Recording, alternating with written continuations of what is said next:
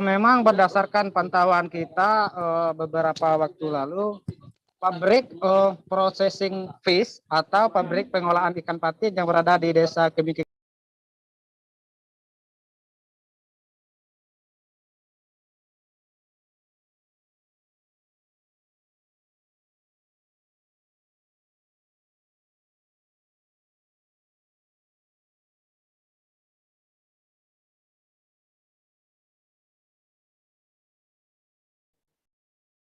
Halo Tribuners, Anda sedang menyaksikan live update Tribun News edisi Kamis 2 September 2021 siang. Kami akan menyajikan informasi terkini dari berbagai daerah yang akan dilaporkan langsung oleh reporter kami di lapangan. Bersama saya Diamita, inilah live update selengkapnya. Pemerintah Kabupaten Muaro Jambi, Provinsi Jambi membangun gedung industri pengelolaan ikan patin atau processing fish beberapa tahun silam. Pabrik itu berada di Desa Kemingking, maksud kami Desa Kemingking Dalam, Kecamatan Taman Rajo, dibangun dengan anggaran APBN hingga miliaran rupiah. Diluncurkan pabrik filet patin di wilayah Kabupaten Muaro Jambi waktu itu guna terciptanya mata rantai sektor hulu sampai hilir yang mendukung upaya-upaya percepatan industri perikanan nasional. Namun hingga kini pabrik itu tidak kunjung beroperasi. Informasi lengkapnya akan disampaikan oleh rekan jurnalis Tribun Jambi, Hasbi Sabirin, yang kini sudah tersambung bersama kami. Halo Hasbi. Halo, selamat siang Dea dan pemirsa Tribuners. Baik, rekan Hasbi, bisa Anda gambarkan seperti apa kondisi gedung pabrik berdasarkan pantauan Anda di lokasi?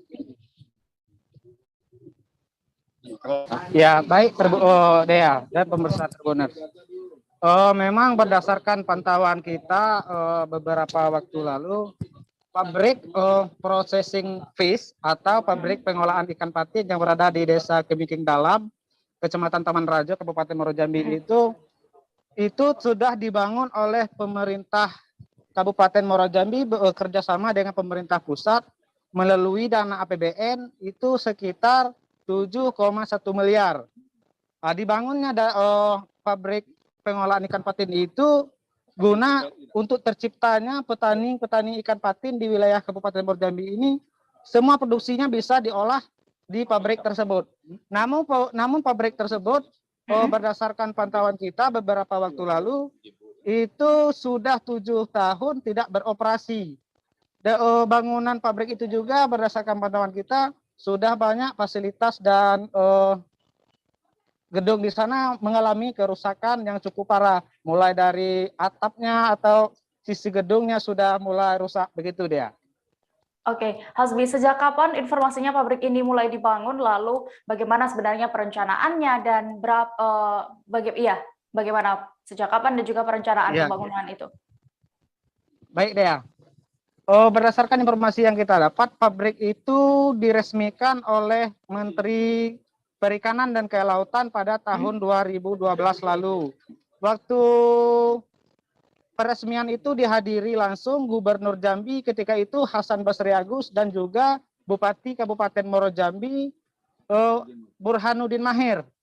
Karena lahan pabrik pengolahan ikan patin itu berdiri di atas tanah milik pemerintah Kabupaten Muaro Jambi yang luasnya sekitar 10 hektar untuk wilayah tersebut. Ya, seperti yang kita ketahui juga, untuk anggarannya itu dari APBN untuk pembangunan gedung atau segala fasilitasnya.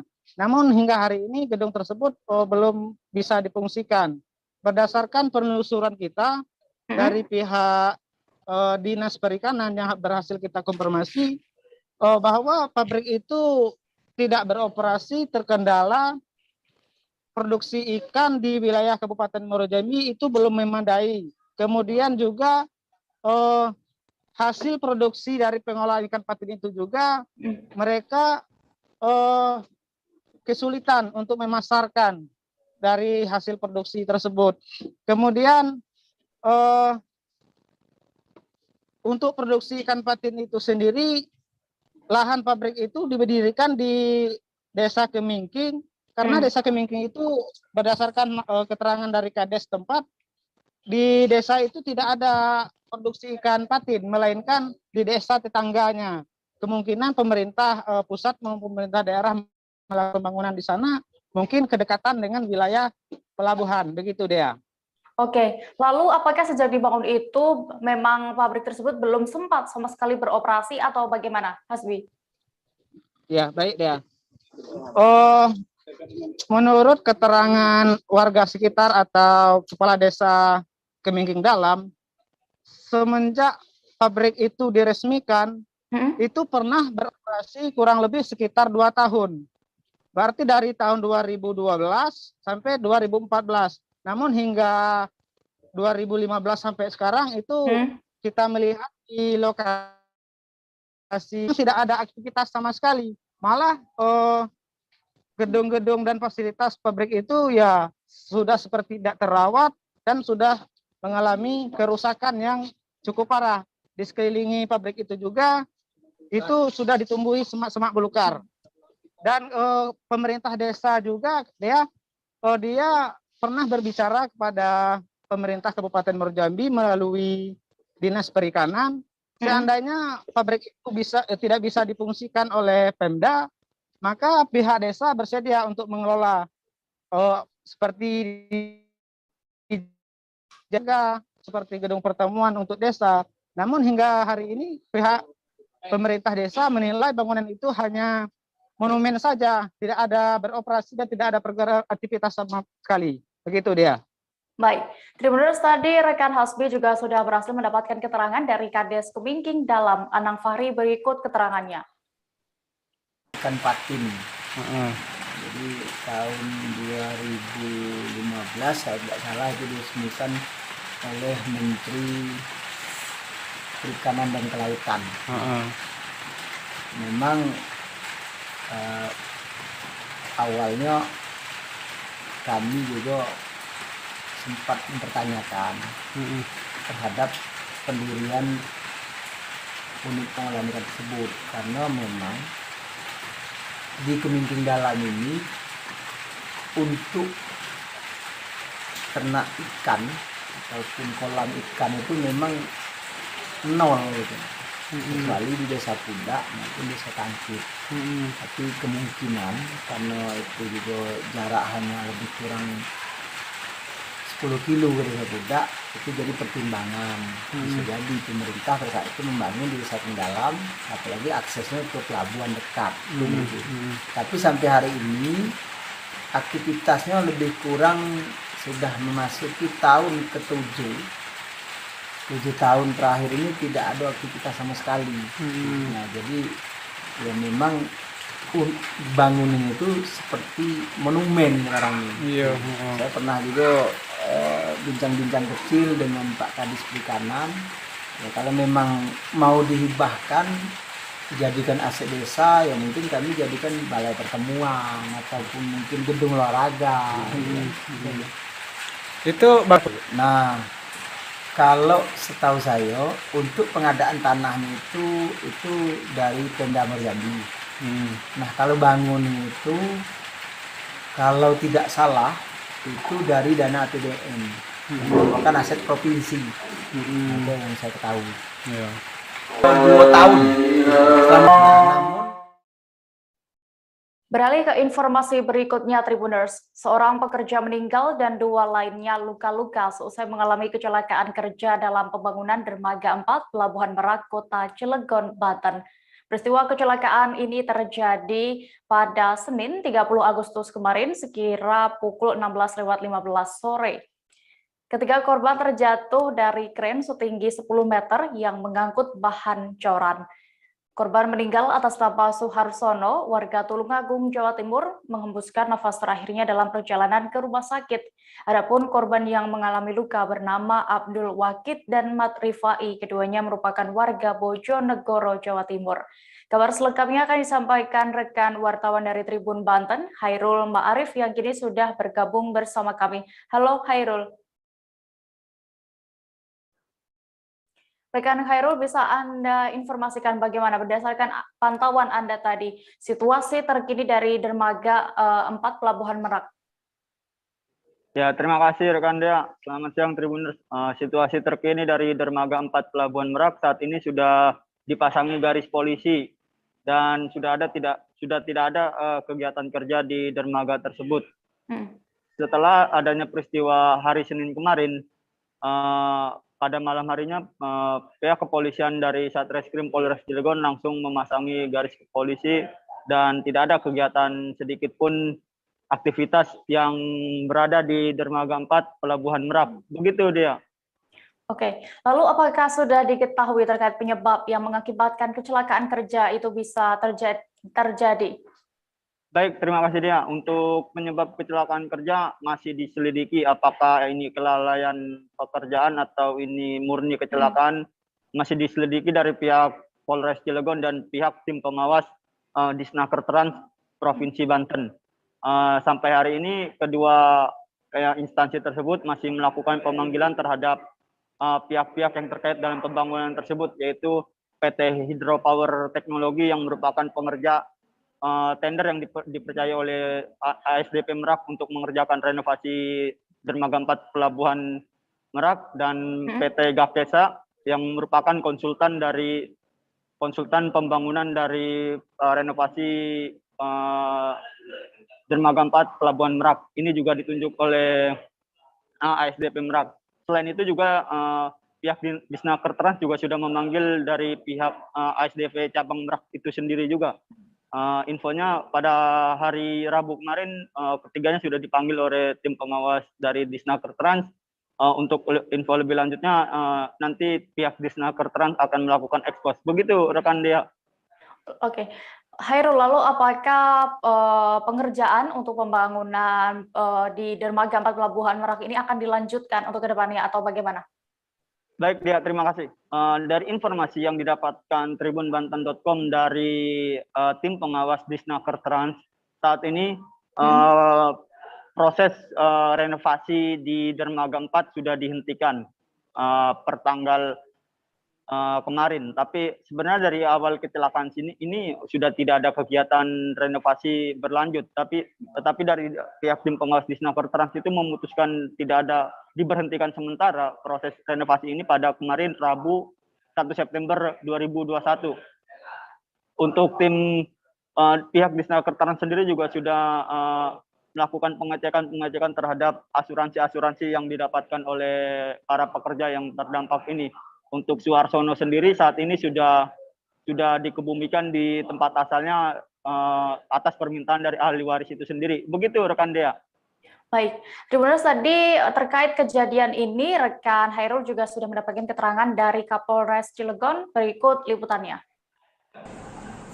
Dapat kami informasikan bahwa benar pada hari Senin tanggal 30 Agustus tahun 2021, waktunya kurang lebih pukul 16.15, telah terjadi dugaan laka kerja yang terjadi di Pelabuhan Merak, tepatnya di pembangunan Dermaga 4. Pembangunannya adalah pembuatan sedram. Sedram ini akan menjadi bantalan bagi kapal yang merapat yang akan membatasi dengan dermaga, sehingga ketika kapal merapat tidak langsung bersentuhan dengan dermaga. Kegiatan tersebut dilakukan oleh salah satu perusahaan, yaitu dengan melakukan pengecoran ke sedram tadi. Nah, pekerja ini yang menjadi korban saat itu dia sedang melakukan pengisian baket beton. Setelah diisi dengan cairan beton, kemudian akan ditarik menggunakan kren untuk dilakukan pengecoran di sedram tadi. Pada saat akan ditarik dengan kren, kebetulan korban tadi tetap dengan menggunakan perlengkapan K3. Pada saat akan ditarik, kemudian tali selinginya kren putus, sedramnya baket betonnya jatuh kemudian menimpa korban, sehingga korban mengalami luka di belakang kepala. Pada saat terjadi kecelakaan, kemudian ditolong oleh beberapa karyawan atau pekerja lainnya untuk dibawa ke rumah sakit RSUD Panggung Rawi, Kota Cilegon. Pada saat perjalanan tersebut, kemudian korban meninggal dunia. Untuk keduanya, Pak? Dua lainnya? untuk kedua lainnya korban kedua. Jadi setelah dilakukan pemeriksaan karena kejadian tersebut, kemudian aparat kepolisian datang. Maskapai penerbangan Citylink A320 yang melayani rute dari Bandara Internasional Kuala Namu, Sumatera Utara ke Bandara Internasional Sultan Iskandar Muda, Belang Bintang Aceh Besar dan sebaliknya resmi tidak beroperasi mulai 1 hingga 30 September 2021 mendatang. Informasi tersebut disampaikan langsung oleh Manajer Operasional Angkasa Pura II Sukarni. Dan untuk detail informasinya akan disampaikan langsung oleh rekan wartawan Serambi News, Mawadatur Husna yang akan menyampaikan laporan. Halo rekan Husna. Halo dia. Ya, Husna, bisa Anda informasikan mengapa maskapai Citylink ini tidak beroperasi hingga 30 September mendatang? Baik Dea, terima kasih. Selamat siang Tribuners. Dari Banda Aceh dapat kami melaporkan bahwa maskapai penerbangan Citylink A320 ini tidak beroperasi mulai dari 1 sampai 30 September. Dan informasi ini kami peroleh yaitu dari pihak Angkasa Pura yang menyatakan bahwa berdasarkan surat resmi yang diterima dari pihak Citylink, menyatakan bahwa ini bukan alasannya, yaitu lebih ke alasan teknis ya Dea. Namun untuk lebih lengkapnya mereka tidak menyampaikan, namun alasan itu memang disampaikan lebih ke teknisnya bahwa penerbangan dari Citylink ini sudah mulai tidak beroperasi dari 1 sampai 30 September, Dea. Oke, lalu berdasarkan informasi yang Anda dapat, Citylink ini kini melayani rute penerbangan ke mana saja? Ya, baik ya. Nah, dapat kami laporkan bahwa Citylink ini sebelum pandemi tentunya dia melayani penerbangan dari Bandara Sultan Iskandar Muda, Belang Bintang Aceh Besar, tujuan ke Bandara Internasional Kuala Namu, Sumatera Utara, dan juga sebaliknya. Nah, penerbangan ini dalam satu hari itu ada 2 penerbangan, yaitu pagi dan juga siang hari. Nah, awalnya penerbangan pagi itu sudah duluan tidak beroperasi, kemudian menyusul dengan surat resmi yang diterima oleh pihak Angkasa Pura, sehingga penerbangan pada siang hari juga dihentikan hingga nantinya 30 September ya. Oke, lalu dengan berhentinya penerbangan Citylink ini, maka ada berapa maskapai yang kini masih beroperasi? Ya, dengan berhentinya maskapai penerbangan Citylink ini, jadi penerbangan yang masih dilayani di Bandara Sultan Iskandar Muda Belang Bintang itu tinggal Garuda Indonesia dan juga Lion Air. Nah, Garuda Indonesia ini dia melayani penerbangan dari Banda Aceh tujuan Jakarta, yaitu pada sore hari. Selanjutnya penerbangan Lion Air yang melayani pada pagi hari, yaitu tujuan Banda Aceh dan juga Kuala Namu atau Sumatera Utara, yang tentunya juga ini bisa connecting langsung ke Jakarta maupun juga ke Surabaya. Jadi untuk saat ini penerbangan apabila mau ke Banda Aceh ini tersedia itu Lion Air dan juga Garuda Indonesia untuk saat ini dia. Baik, Tribuners dan rekan Husna tadi sudah berhasil mewawancarai Manajer Operasional Angkasa Pura II Sukarni, berikut keterangannya. Mungkin informasi yang kita dapat dari Citylink Group untuk periode 1 sampai 30 September, memang surat resminya dari mereka memang untuk periode September mereka no op. Alasannya kita belum tahu, lebih ke teknis saja sebenarnya. Mudah-mudahan memang kalau kita lihat dari pergerakan penumpang, bandara BTJ ini per harinya sebelum pandemi itu kita melayani sekitar 3.500 per hari pack. Untuk movement kita melayani 30 sampai 28 movement per hari. Selama pandemi memang kita kondisi di semua cabang di Angkasa Pura II khususnya memang kita sekarang minus sekitar 80-70%. Mungkin dari pihak manajemen Citylink mengambil sikap untuk sementara no op. Oke. Nah sebelumnya nih Citylink mereka melayani penerbangan seminggu berapa kali Pak? Apakah daily? Untuk Citylink itu sebenarnya schedule yang udah keluar di summer itu seminggu itu dia per hari itu ada 2 kali. Yang siang sekarang yang itu udah no op. Sementara yang pagi sekarang no op lagi. Berarti dalam artinya satu hari 2 kali penerbangan mereka Pak ya? 2 kali. Normalnya sebelum pandemi 2 kali. Itu rute kemana aja nih Pak? Rutenya tetap ke KNO, cuma destinasinya bisa ke Halim, bisa ke Jakarta. Oke, itu BTJ KNO ya Pak ya? BTJ KNO, tapi connecting di KNO itu bisa ke Jakarta, ke Halim, kemudian ke Surabaya juga bisa. Oke. Dengan nonaktifnya Citylink nih Pak sampai akhir September, jadi penerbangan di Bandara SIM ini tinggal berapa? Beralih ke informasi berikutnya, Tribuners. Hari pertama pelaksanaan seleksi kompetensi dasar atau SKD CPNS 2021 Kota Batam diguyur hujan. Namun hal ini tidak menyurutkan peserta CPNS bersama dengan panitia yang bertugas di BKN Batam. Pantauan tribunbatam.id, tepat pukul 7.30 tadi, Wakil Wali Kota Batam, Amsakar Ahmad, didampingi oleh Kepala Badan Kepegawaian dan Pengembangan Sumber Daya Manusia Batam, Hasnah, turut meninjau lokasi pelaksanaan ujian. Selengkapnya akan disampaikan rekan jurnalis Tribun Batam, Roma Ulisianturi, yang kini sudah terhubung bersama kami. Halo Roma. Halo, terima kasih Dea di studio.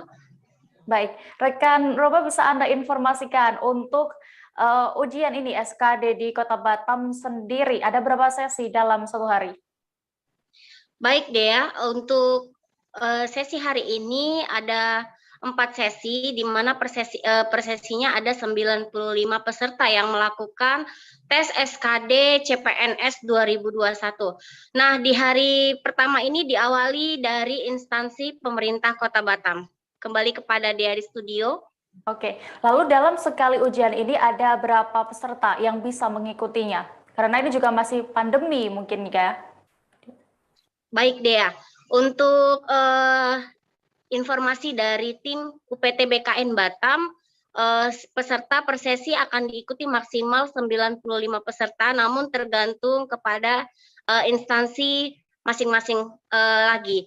Nah, Dea, untuk jumlah pesertanya itu ada 3 ruangan ujian, jadi 95 peserta tersebut dibagi menjadi 3 ruangan, Dea. Baik, lalu untuk penerapan prokesnya selama ujian saat itu bagaimana pantauannya, Roma? Baik Dea, untuk protokol kesehatannya sendiri dilakukan cukup ketat sekali, mulai dari peserta datang. Di lantai pertama akan dilakukan registrasi untuk pengecekan tes antigen maupun PCR. Lalu yang kedua, mereka akan dicek suhu tubuh dan wajib menggunakan hand sanitizer. Kemudian mereka satu persatu masuk melalui lift yang sudah dibatasi per lift, kemudian tes dilakukan di lantai 5. Sesampainya di lantai 5, petugas kembali memberikan hand sanitizer kepada peserta yang hendak mengikuti tes seleksi kompetensi dasar hari ini, Dea. Jadi protokol kesehatannya dilakukan cukup ketat sekali dan dilakukan pengecekan suhu tubuh juga. Baik, Tribuners, tadi rekan Roma juga sudah mewawancarai Wakil Wali Kota Batam, Amsakar Ahmad, berikut keterangannya.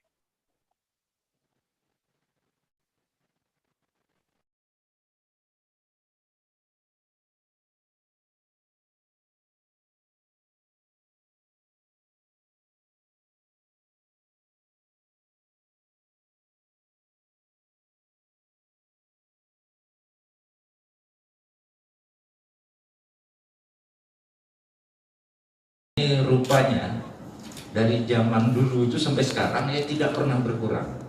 Untuk tahun ini yang mendaftar 7.983 orang, yang mendaftar 7.983 orang, yang lolos administrasi dan masuk dalam seleksi kompetensi dasar ini sebanyak 5.713 orang. Itu aja sudah selisih 2.200 orang.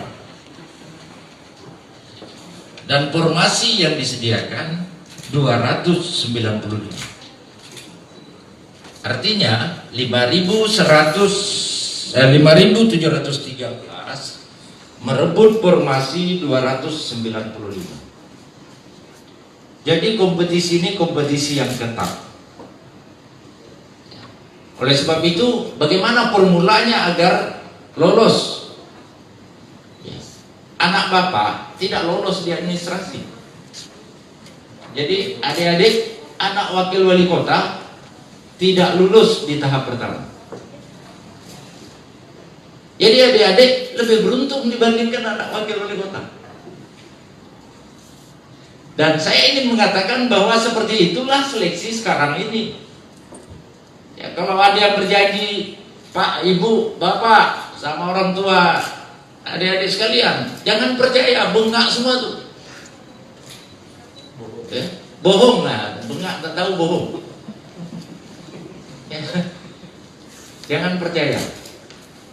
Tidak ada cerita di seleksi zaman sekarang. Ibu Asna ini di samping dipantau oleh Pak Asisten Adum dan Ibu Heni Inspektur itu, juga ini dikerjasamakan dengan Korsubgah KPK, termasuk titik yang termasuk dalam.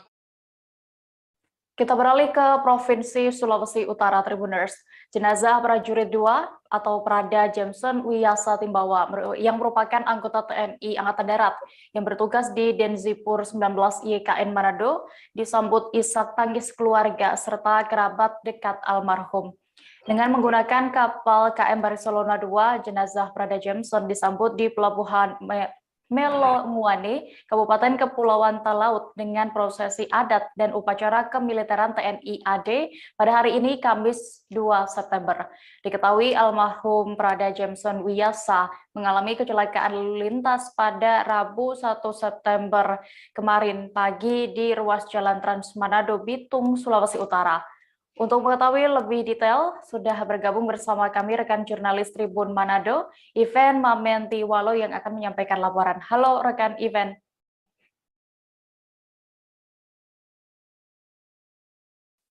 Halo, Ivan bisa mendengar saya? Halo. Iya, Ivan bisa Anda informasikan bagaimana tadi situasi kedatangan jenazah dari Prada Jameson? Ya, oke, baik. Bisa saya laporkan di mana tadi pasca penjemputan jenazah Prada Jameson di Kabupaten Kepulauan Talaut disambut isak tangis dari keluarga korban dan dilakukan prosesi upacara kemiliteran dan upacara adat bagi warga Kabupaten Kepulauan Talaut. Ya, begitu. Oke, lalu bisa Anda informasikan sebenarnya bagaimana kronologis kejadian laka lantas sehingga mengakibatkan 2 anggota TNI AD ini meninggal dunia? Ya, oke. Sebelumnya pada Rabu kemarin, 2 anggota TNI yaitu Prada Jameson dan Kopda Martinus mengalami kecelakaan lalu lintas di ruas Jalan Trans Manado Bitung, di mana keduanya mengendarai sepeda motor dan bertabrakan dengan mobil minibus Mitsubishi berwarna kuning. Kemudian kedua korban meninggal di tempat akibat tabrakan, seperti itu. Lalu untuk rencana pemakaman jenazah Prada Jameson bagaimana? Ya, oke.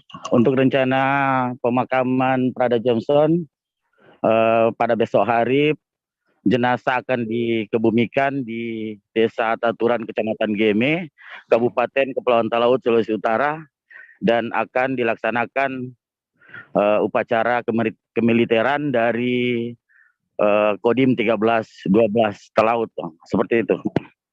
Baik, terima kasih rekan Ivan melaporkan dari Kepulauan Talaut. Selamat kembali bertugas.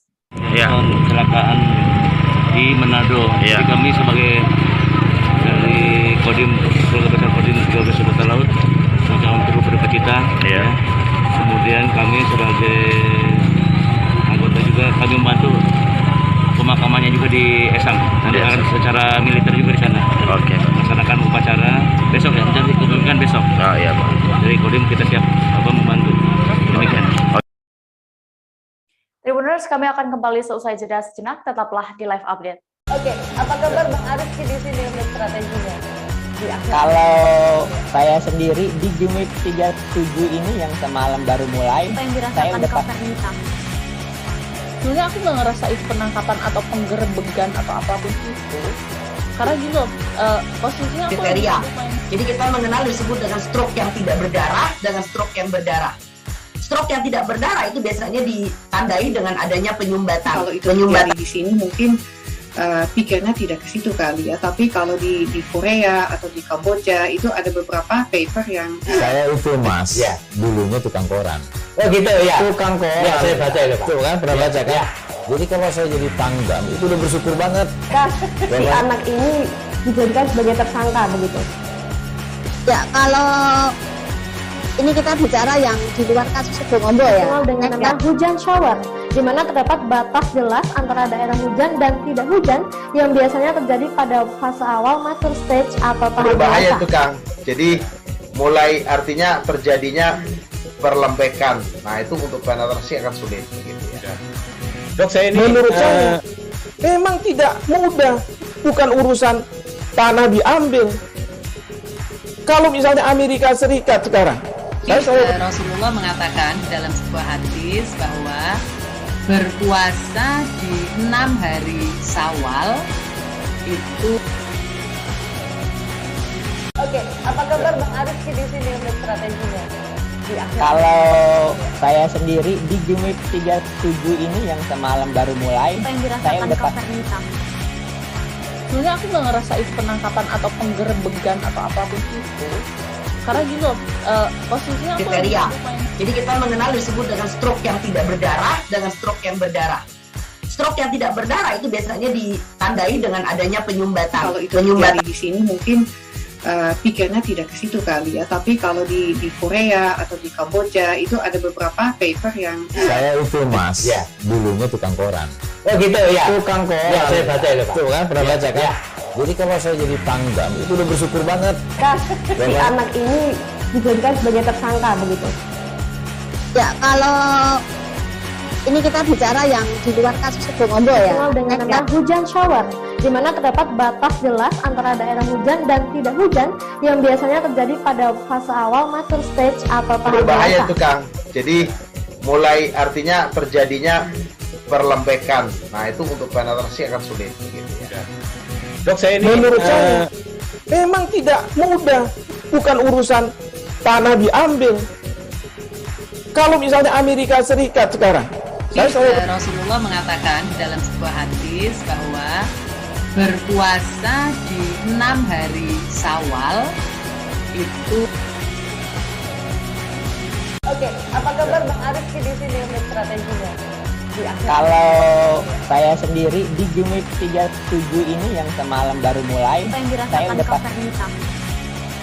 sebenarnya aku nggak ngerasain penangkapan atau penggerebegan atau apapun itu, karena gini loh, posisinya aku kriteria. Jadi kita mengenal disebut dengan stroke yang tidak berdarah dengan stroke yang berdarah. Stroke yang tidak berdarah itu biasanya ditandai dengan adanya penyumbatan. kalau itu terjadi di sini mungkin pikirnya tidak ke situ kali ya, tapi kalau di Korea atau di Kamboja itu ada beberapa paper yang Saya itu Mas, dulunya tukang koran. Oh gitu ya. Tukang koran. Ya, saya baca itu Pak. Tuh kan pernah baca kan? Jadi kalau saya jadi Pangdam itu udah bersyukur banget. Si anak ini dijadikan sebagai tersangka begitu. Ya, kalau ini kita bicara yang di luar kasus Sebongombo ya. Dengan nama hujan shower, di mana terdapat batas jelas antara daerah hujan dan tidak hujan yang biasanya terjadi pada fase awal mature stage atau tahap berbahaya dewasa. itu Kang. Jadi mulai artinya terjadinya perlembekan. Nah itu untuk penetrasi akan sulit gitu ya. Dok, saya ini menurut saya memang tidak mudah, bukan urusan tanah diambil. Kalau misalnya Amerika Serikat sekarang, Rasulullah mengatakan dalam sebuah hadis bahwa berpuasa di 6 hari Syawal itu. Oke, apa kabar Bang Arif di sini untuk strateginya? Kalau saya sendiri di Jumit 37 ini yang semalam. Terima kasih Anda masih menyaksikan live update Tribun News. Kita menuju ke informasi berikutnya. Beredar video aksi pria berambut panjang tanpa busana mencuri uang jutaan rupiah di sebuah toko di Kabupaten Konawe Selatan atau Konsel. Dalam video CCTV berdurasi 17 detik itu, pria berambut panjang ini tampak mengendap-endap di dalam toko tanpa sehelai kain menutupi tubuhnya. Pelaku pencurian yang belum diketahui identitasnya ini hanya menutup wajahnya menggunakan celana. Kasus pencurian ini dibenarkan oleh Kepala Kepolisian Sektor atau Kapolsek Tinagea Ibtu Laajimah. Informasi selengkapnya akan disampaikan oleh rekan jurnalis Tribun News Sultra, Fadli Aksar, yang kini sudah tersambung bersama kami. Halo Fadli. Ya, halo Dea. Rekan Fadli, bisa Anda informasikan lebih detailnya di mana dan kapan pencurian ini terjadi? Oke, baik Dea. Dapat saya sampaikan bahwa aksi pencurian ini terjadi di Desa Tatangge, Kecamatan Tinangge, Kabupaten Konawe Selatan, Provinsi Sulawesi Tenggara. Aksi pencurian itu terjadi di sebuah minimarket minimarket Rati milik Haja Halwia. Aksi maling tersebut membobol minimarket lewat jendela sekitar pukul Senin dini hari pukul 02 WITA. Demikian ya. Baik, lalu apa saja barang yang hilang di minimarket tersebut dan berapa total kerugian yang dialami korban? Fadli. Ya, adapun barang yang hilang adalah hanya uang tunai senilai 3 juta rupiah dengan tempat penyimpanan uang tersebut. Sementara barang-barang atau jualan yang lain tidak ada yang hilang. Demikian. Oke, kejadian ini juga sudah diketahui oleh pihak kepolisian ya. Lalu bagaimana proses penyelidikan? Apakah sudah dilakukan oleh pihak kepolisian? Setelah peristiwa itu terjadi, pihak aparat kepolisian sektor Tinangge langsung mendatangi tempat kejadian perkara. Pihak kepolisian pun melakukan penyelidikan dan melakukan olah TKP. Hanya saja pemilik dari supermarket ini, minimarket ini, Haja Halwia, belum mau melaporkan atau membuat laporan ke kantor Polsek Tinangge. Menurut Kapolsek Tinangge itu telah ajami bahwa korban ini akan melapor nanti setelah pelaku diketahui identitasnya. Gitu. Baik. Tribuners, tadi rekan Fadli juga sudah melakukan wawancara bersama Kepala Kepolisian Sektor Tinangge. Itulah ajima berikut keterangannya. Tatangge pada hari Senin sekira pukul 01.30 WITA, yaitu di rumah lelaki Alimudin di Kius Rati, di mana pelaku masuk dalam kondisi telanjang bulat. Tersangka masuk ke dalam rumah yaitu melalui jendela pintu rumah belakang dengan cara menggergaji jendela. Kemudian tersangka masuk ke dalam rumah dan terpantau dengan CCTV. Kondisi tersangka pada saat masuk di dalam rumah yaitu dalam kondisi telanjang bulat. Setelah tersangka masuk ke dalam rumah, tersangka mencoba membuka kamar. Namun kamar rumah tersebut dalam keadaan terkunci. Sehingga tersangka langsung menuju ke CCTV dan tersangka mematikan CCTV yang ada di dalam rumah tersebut. Kemudian selanjutnya tersangka menuju ke kios dan tersangka berhasil membawa lari 2 buah laci yang berisikan uang tunai kurang lebih 4 juta. Setelah itu tersangka kembali melewati pintu belakang rumah. Dan setelah kami menerima laporan bahwa telah terjadi tindak pidana pencurian yang mana tersangkanya dalam kondisi telanjang bulat, kami langsung mendatangi TKP untuk mengolah tempat kejadian tindak pidana. Namun sampai hari ini kami belum bisa mendeteksi tersangka yang ada dalam CCTV tersebut, yang mana tersangka dalam kondisi telanjang bulat. Demikian kronologis dari kasus pencurian yang terjadi di. Kita beralih ke Provinsi Riau, Tribuners. Kota Pekanbaru turun dari zona merah menjadi zona oranye COVID-19 saat ini. Namun Kota Pekanbaru masih dalam masa perpanjangan PPKM level 4. Meski tidak lagi berada di zona merah, Wali Kota pun tetap menegaskan PPKM level 4 masih akan tetap dijalankan. Detail informasinya akan disampaikan langsung oleh rekan wartawan Tribun Pekanbaru, Fernando Sikumbang yang kini sudah bergabung bersama kami. Halo Fernando. Iya, siang Dea. Iya, Fernando, bisa Anda informasikan apa ini yang menjadi indikator Akhirnya Kota Pekanbaru berhasil menurunkan status dari zona merah ke zona oranye. Oke deh, terima kasih. Dari data tim Satgas Penanganan COVID-19 Kota Pekanbaru, mereka sudah melakukan pendataan dan proses pemetaan terhadap wilayah-wilayah yang termasuk kawasan yang rawan dan juga yang tidak rawan untuk penyebaran COVID-19. Jadi dari hasil pemetaan tersebut ternyata terjadi penurunan kasus, kemudian sejumlah kecamatan juga sudah berangsur dari 15 kecamatan sudah sedikit yang masuk dalam zona merah sampai saat ini. Kemudian untuk jumlah hunian di rumah sakit dan juga ruang untuk karantina juga sudah mengalami penurunan, Dea. Begitu, Dea. Oke, lalu tadi seperti informasi yang tadi, saat ini PPKM level 4 di Pekanbaru masih berlangsung. Lalu bagaimana dengan pengetatan di lapangan? Bisa Anda gambarkan?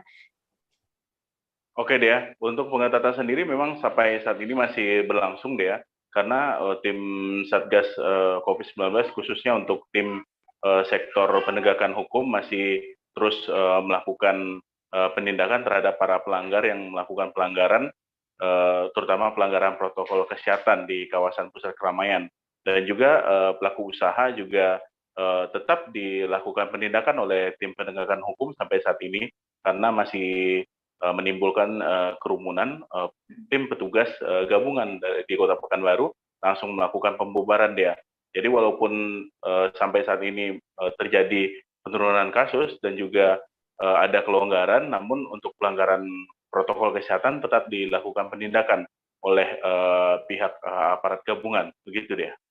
Oke, lalu bagaimana dengan imbauan dari Pemkot kepada seluruh masyarakat di sana? Oke, Dea, untuk imbauan Wali Kota sendiri, Dea, memang seperti disampaikan tadi, bahwa Wali Kota Pekanbaru sampai hari ini terus menghimbau masyarakat agar tetap disiplin menjalankan protokol kesehatan, apalagi untuk sampai saat ini memang dilakukan kelonggaran-kelonggaran di sejumlah sektor, terutama untuk sektor ekonomi, Dea. Jadi sejak tanggal 24 kemarin, memang terjadi kelonggaran-kelonggaran khususnya di pusat perbelanjaan. Masyarakat yang berjualan maupun masyarakat yang hendak datang ke pusat perbelanjaan sudah bisa bebas datang, namun memang dilakukan pembatasan-pembatasan dan juga harus tetap mengikuti protokol kesehatan yang ada. Jadi Wali Kota pun mengimbau agar nantinya masyarakat yang berada di pusat keramaian, khususnya di pusat perbelanjaan, tetap menjaga protokol kesehatan dan tidak membuat kerumunan nantinya. Begitu juga untuk pengelola tetap melakukan pengawasan terhadap pengunjung-pengunjung yang datang dan juga tetap harus melakukan pemeriksaan, mulai dari pemeriksaan suhu dan juga melakukan membersihkan tangan terlebih dahulu sebelum memasuki areal. Dan juga Wali Kota sempat mengimbau kemarin bahwa untuk vaksinasi dosis vaksin sudah datang, maka ia mengimbau agar masyarakat yang belum vaksin bisa mendatangi pelayanan-layanan kesehatan baik rumah sakit maupun puskesmas yang ada di Kota Pekanbaru. Karena ia menilai ada dua cara untuk menekan kasus COVID-19 di Kota Pekanbaru. Yang pertama ya tadi untuk tetap menjaga dan disiplin protokol kesehatan, dan kedua untuk terus berupaya menggesa proses vaksinasi bagi masyarakat. Begitu dia. Baik, Tribuners, tadi rekan Fernando juga sudah berhasil mendapatkan keterangan dari Wali Kota Pekanbaru, Firdaus. Berikut liputannya untuk Anda. Itu yang disebut tadi itu belum resmi, jadi saya tidak boleh nyebutnya dulu kan? Karena yang boleh menyebutnya itu tim nasional dan Bapak Presiden. Tetapi secara umum, alhamdulillah, kerjasama tentunya semua pihak, masyarakat dan juga pemerintah dan relawan tim Satgas Covid Kota Pekanbaru, kerja keras kita dalam penerapan PPKM level 4 tahap 3 ini telah membawakan hasil penurunan, ya kan. Nah, mudah-mudahan harapan kita benar-benar nanti di tanggal 6 kita turun level, ya mimpi kita cepat-cepat ke level 2. ya kan berpikir. Nah, kita kan juga menjawab keinginan orang tua dari anak-anak didik, karena mereka ingin anak-anak didik kita ini sudah benar-benar ingin untuk belajar tatap muka. Tapi kalau kita masih ada di level 4, maka itu tidak akan bisa kita lakukan. Nah, harapan kita tentunya kalau bisa kita lebih aman kalau kita sudah berada di level 2 minimal. Tapi kalaupun level 3, menurut Menteri Pendidikan pun boleh. Tapi tentunya kita evaluasi per wilayah lagi nanti. Nah, intinya harapan kita di tanggal 6 kita sudah keluar dari level 4 ya, dan tidak masuk lagi zona merah. Kemudian kita harapkan kalau bisa mencapai level 2. Jalan provinsi di ruas Jalan Kiai Haji Golib, Kecamatan Pringsewu, Kabupaten Pringsewu saat ini terpantau berkubang. Kondisi ini terjadi di jalan ketika hujan lebat turun sehingga menimbulkan genangan. Terkait kondisi ini, pihak terkait pun juga sudah berkoordinasi dengan pemerintah Provinsi Lampung. Untuk mengetahui lebih detailnya, sudah bergabung bersama kami rekan jurnalis Tribun Lampung, Didik Budiawan yang akan menyampaikan laporan. Halo Didik. Halo Dea. Ya, rekan Didik, bagaimana pantauan di jalan kelas provinsi di ruas Jalan Kiai Haji Golib ini, Kabupaten Pringsewu? Seperti apa kondisinya? Oke Dea, kita lihat tadi bahwa di ruas jalan provinsi Kiai Haji Golib, Kabupaten Pringsewu, terdapat kerusakan, di mana kerusakan ini berbentuk lubang yang akhirnya pada saat hujan menimbulkan kubangan yang dapat membahayakan para pengendara di ruas jalan provinsi Kiai Haji Golib. Lubang ini berada di spot-spot di sepanjang ruas jalan Haji Golib, di mana kerusakan terparah kurang lebih sekitar 1 km ya. Oke. Lalu ini sudah berapa lama sebenarnya kondisi ruas jalan provinsi ini berlubang? Ada juga genangan setiap hujan. Kondisi jalan ini berlubang sudah sekitar 1 tahun terakhir ini, di mana sebelumnya pemerintah juga telah memperbaiki ruas jalan Haji Golib. Ruas jalan ini menghubungkan antara Kabupaten Pringsewu dengan Kabupaten Lampung Tengah yang panjangnya kurang lebih 20 km, di mana pemerintah juga memperbaiki jalan ini spot-spot, tapi pada bagian jalan yang belum menuai perbaikan masih terjadi kerusakan ya. Oke, lalu bagaimana untuk upaya dari pemerintah saat ini? Apakah akan melakukan perbaikan lagi atau bagaimana? Kaitan dengan jalan rusak ini ya, pemerintah Kabupaten Pringsewu melalui Kabid Bina Marga Dinas PU Pringsewu, ya ini Bapak Fahmi, ketika saya hubungi menyatakan bahwa pihaknya telah berkoordinasi dengan pemerintah Provinsi Lampung. Pada tahun ini ruas jalan tersebut akan mendapat perbaikan ya. Baik. Tribuners, tadi rekan Didik juga sudah mewawancarai salah seorang pengguna jalan tersebut bernama Agus. Berikut keterangannya. Mas, setiap harinya lewat di ruas jalan ini ya Mas? Iya, tiap hari. Setiap hari. Nah ini dengan kondisi jalan ini menurut Mas seperti apa ya? Ya, jalan ini berlubang, sebenarnya ya cukup membahayakan. Cukup membahayakan. Pengendara kan banyak cari jalan yang bagus, artinya membahayakan, saling membahayakan gitu. Oh gitu. Membahayakan untuk pengendara. Pengendara terutama pengendara roda 2 ya? Iya. Kalau misalnya musim hujan seperti ini, musim hujan tergenang, kadang-kadang kita nggak tahu apakah jalan itu lubangnya cukup dalam atau enggak, tapi ternyata ya juga berakibat lumayan untuk kendaraan. Oh gitu. Selain itu juga menghambat juga ya. Terus harapannya dengan kondisi jalan ini apa Mas? Cepat bisa diperbaiki Mas, supaya bisa lancar juga kami kan. Kalau misalnya kendara lewat sini tidak terjadi penumpukan juga kendaraan. Jumlah antrian. Ya, untuk keselamatan juga lah pengendara. Oh, Jadi kalau bisa cepat segera diperbaiki lah. diperbaiki ya. Oke, terima kasih Mas.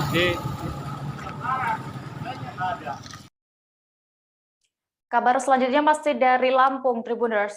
Sampah di tempat pembuangan akhir sampah Bumi Ayu, Kabupaten Pringsewu meluber hingga keluar jalan.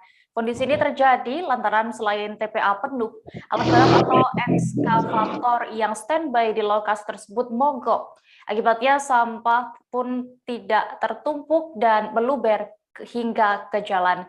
Sementara sampai hari ini, Kamis 2 September, petugas yang mengangkut sampah masih terus berdatangan ke TPA.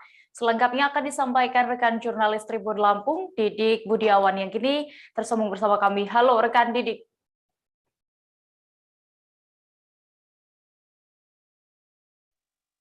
Halo Dea. Ya, rekan Didik, untuk saat ini bagaimana pantauan di lokasi TPA Bumi Ayu Kabupaten Pringsewu ini? Bisa Anda gambarkan? Oke, terima kasih Dea.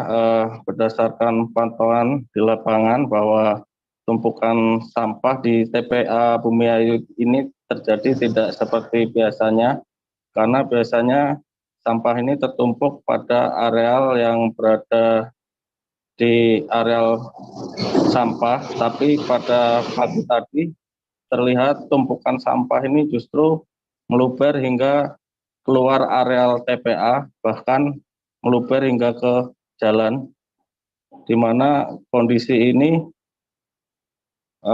terpantau sejak kemarin sore dah. Oke, apa penyebabnya? Apakah sudah diketahui hingga sampah-sampah ini meluber ke jalan? Sampah-sampah ini tidak terkelola di areal pembuangan sampah karena salah satu alat berat atau ekskavator yang biasa digunakan untuk mengelola sampah di areal TPA ini mengalami kerusakan, sehingga sampah-sampah yang dibuang oleh petugas ke TPA ini tidak tertata dengan baik ya. Oke, terkaitnya alat berat tersebut tadi, ekskavator, karena ada alat yang hilang ya. Apa upaya dari pihak TPA Bumi Ayu untuk mengatasi masalah ini? Iya Dea, bahwa alat ekskavator di TPA Bumi Ayu ini tidak dapat beroperasi karena ada satu komponen ekskavator yang hilang. Komponen tersebut merupakan alat vital dari ekskavator, dan diduga hilangnya alat vital ini karena dicuri dia, dan pihak dari UPT TPA Sampah Bumi Ayu sudah melaporkan hilangnya komponen ekskavator ini ke pihak kepolisian sejak 3 Agustus 2021 kemarin dia. Baik, terima kasih rekan jurnalis Tribun Lampung, Didik, untuk informasinya dari Pringsewu. Kita selamat kembali bertugas.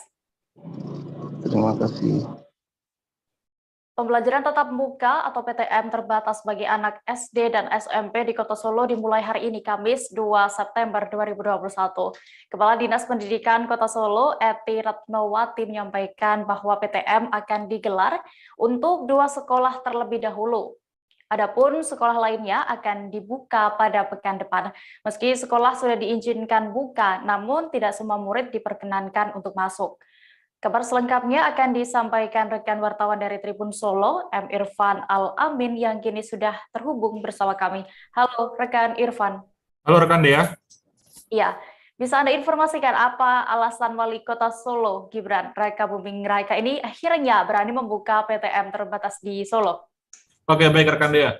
Wali Kota Solo, Gibran Raka Buming Raka, baru saja mengizinkan pertemuan tatap muka atau pembelajaran tatap muka bagi siswa untuk SMA, SMP hingga SD untuk menjalankan pembelajaran tatap muka. Dan pembelajaran tatap muka itu dianjurkan atau diizinkan karena saat ini vaksinasi di Kota Solo hampir mencapai angka 90%, sehingga pertemuan tatap muka tersebut diizinkan. Lalu dari pihak Dinas Pendidikan saat ini juga melakukan pengawasan dan juga mewajibkan kepada para wali murid untuk menjemput dan mengantar bagi para siswanya atau para anak-anaknya, sehingga sehingga nantinya ketika mereka berangkat maupun pulang tidak terjadi kerumunan. Demikian deh. Oke, tadi ada sebutkan bahwa dari pihak Dinas Pendidikan akan melakukan pengawalan ya, agar tidak melanggar prokes ini. Bagaimana cara apa yang dilakukan untuk mengawasi siswa-siswi dan juga seluruh yang ada di sekolah? Oke, untuk pengawasan pertama nantinya dari jumlah siswa yang masuk hanya diizinkan 50% dari kapasitas atau total seluruh murid yang ada di sekolah. Lalu yang kedua, pihak sekolah juga wajib menaati prokes yang ada dari siswa-siswa tersebut, dari mencuci tangan, menjaga jarak, dan peraturan-peraturan lainnya. Dan yang terakhir dan paling wajib adalah anak-anak harus diantar oleh para orang tua dan juga pulangnya dijemput, sehingga nantinya ketika anak-anak berangkat dan pulang itu tidak terjadi pelanggaran-pelanggaran prokes, dan di mana anak-anak juga tidak ada kerumunan-kerumunan sehingga kekhawatiran untuk penularan COVID-19 itu tidak terjadi. Oke, lalu Irfan, berdasarkan pantauan Anda tadi, bagaimana bisa Anda gambarkan situasi PTM di Kota Solo saat awal dibuka hari ini? Oke, tadi saya juga melakukan kunjungan di SMP 22 di Kota Solo, di mana para siswanya sudah melaksanakan pembelajaran tatap muka. Nah, di sana ada sekitar 595 siswa, tapi yang masuk hanya 50%, sekitar 250 siswa yang masuk, di mana yang masuk adalah siswa dari nomor absen 1 hingga 15. Dan siswa-siswa tersebut juga menaati prokes, di mana setiap dari mereka menggunakan masker, dan sebelum masuk kelas juga dicek suhu dan mencuci tangan. Dan pada hari pertama masuk ini mereka tidak menjalankan pembelajaran kurikulum, namun mendengar sedikit ulasan dan motivasi dari para guru, sehingga mereka yang selama ini sudah nyaris setahun lamanya menjalankan pembelajaran jarak jauh atau secara daring, kini mereka dimotivasi untuk melakukan pembelajaran secara tatap muka. Demikian dia. Baik. Tribuners, tadi rekan Irfan juga sudah melakukan wawancara bersama Wali Kota Solo Gibran Rakabuming Raka. Berikut keterangannya. Tadi pagi saya udah belum. Tadi pagi dari Dinas Pendidikan sudah mengumpulkan kepala sekolah. Intinya udah siap, kita udah siap untuk PTM, dan nanti untuk vaksinasi untuk anak 12 tahun ke atas nanti paralel, jadi nggak usah nunggu divaksin semua dulu, nanti paralel bisa masuk sekolah dulu, jadi kita nggak saling tunggu-menunggu. Jadi juga misalnya saya juga sudah kontak Profesor Jamal, Rektor UNS, minggu depan UNS juga sudah bisa masuk tatap muka. Itu nanti segera kalau sekolahnya siap, segera PTM aja, kan kita dari dulu kan udah simulasi terus. Itu nanti simulasi lagi atau langsung? Nggak perlu lah simulasi lagi, nanti kelamaan kalau simulasi. Yang jelas izin orang tua yang paling benar. Nggak nunggu hari Senin tanggal 6. Pekan ini bisa mas? Kalau ada yang siap, ya silahkan. Asalkan ada izin dari orang tua. Jadi habis ini saya koordinasikan nanti sama dinas. Itu dari mulai TK sampai SMP atau mulai SD saja, Pak? Atau sampai SMP? Habis ini saya koordinasikan lagi sama dinas pendidikan. Mungkin yang SMA sampai kita lihat yang masih adik-adik kecil nanti saya pertimbangkan. Tapi yang jelas sudah aman. Apa-apa yang vaksinasinya juga udah 85%, insya Allah aman. Artinya kembali ke materi juga nanti, dengan pernyataan materi juga. Iya, pokoknya atas izin orang tua. Pastikan nunggu input tidak. Ya tadi pagi udah dikumpulkan semua. Ya pasti mengajukan semua. Nanti kita update lagi. Yang jelas orang tua murid, kepala sekolah, yayasan semuanya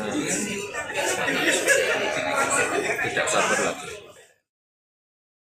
Kami masih akan kembali dengan kabar menarik lainnya, tetap di live update. Oke, apa kabar Bang Arif di sini untuk strateginya? Kalau saya sendiri di Gimik 37 ini yang semalam baru mulai, saya udah sebenarnya aku nggak ngerasain penangkapan atau penggerebegan atau apapun itu, karena gini loh, posisinya aku kriteria. Jadi kita mengenal disebut dengan stroke yang tidak berdarah dengan stroke yang berdarah. Stroke yang tidak berdarah itu biasanya ditandai dengan adanya penyumbatan. Kalau itu terjadi di sini mungkin pikirnya tidak ke situ kali ya, tapi kalau di Korea atau di Kamboja itu ada beberapa paper yang saya itu mas, ya. Dulunya tukang koran. Oh gitu ya, tukang koran. Ya, saya baca itu Pak. Tuh kan, pernah baca kan? Ya. Jadi kalau saya jadi Pangdam itu udah bersyukur banget. Si anak ini dijadikan sebagai tersangka begitu. Ya, kalau ini kita bicara yang di luar kasus Sebongondo ya. Dikenal dengan nama hujan shower, di mana terdapat batas jelas antara daerah hujan dan tidak hujan yang biasanya terjadi pada fase awal mature stage atau tahap berbahaya dewasa. itu Kang. Jadi mulai artinya terjadinya perlembekan. Nah itu untuk penetrasi akan sulit. Gitu ya. Dok, saya ini Menurut saya memang tidak mudah, bukan urusan tanah diambil. Kalau misalnya Amerika Serikat sekarang, Rasulullah mengatakan dalam sebuah hadis bahwa berpuasa di 6 hari Syawal itu. Oke, apa kabar Bang Arifki di sini untuk strateginya? Kalau saya sendiri di Jumit 37 ini yang semalam baru mulai, saya udah Sebenarnya aku nggak ngerasain penangkapan atau penggerebegan atau apapun itu. Karena gini loh, posisinya aku kriteria. Jadi kita mengenal disebut dengan stroke yang tidak berdarah dengan stroke yang berdarah. Stroke yang tidak berdarah itu biasanya ditandai dengan adanya penyumbatan. Kalau itu terjadi di sini mungkin pikirnya tidak ke situ kali ya. Tapi kalau di Korea atau di Kamboja itu ada beberapa paper yang Saya itu Mas, dulunya tukang koran. Oh gitu ya. Tukang koran. Ya, saya baca itu Pak. Tuh kan, pernah baca kan? Ya. Jadi kalau saya jadi pangdam, itu udah bersyukur banget. Si anak ini dijadikan sebagai tersangka begitu.